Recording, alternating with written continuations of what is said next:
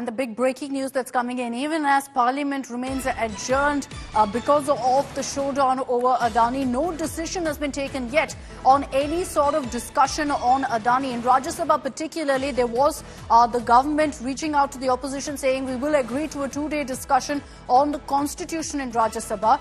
But in the Business Advisory Committee, no decision has been taken on a discussion on Adani. I want to bring in Aishwarya Paliwal for more details on this. Aishwarya, what's the government's strategy here to deal with, an aggressive opposition that's repeatedly raising only one issue, that they want to debate on Adani? Is the government open to this debate? Are they giving time for it?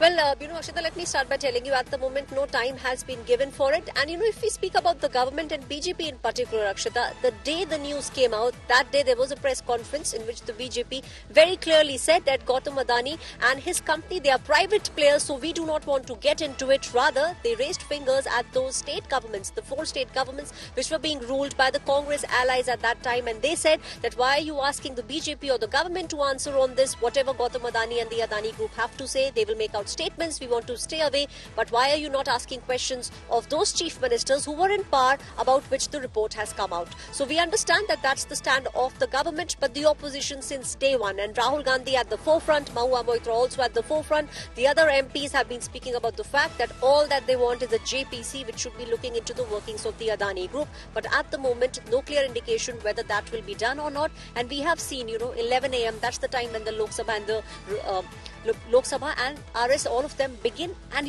within minutes we see, Akshita, the kind of sloganeering that takes place. As a result, the adjournment happens. So the opposition very clear, they want a discussion on Adani, but at the moment the government not giving a very clear signal whether they will allow that or not.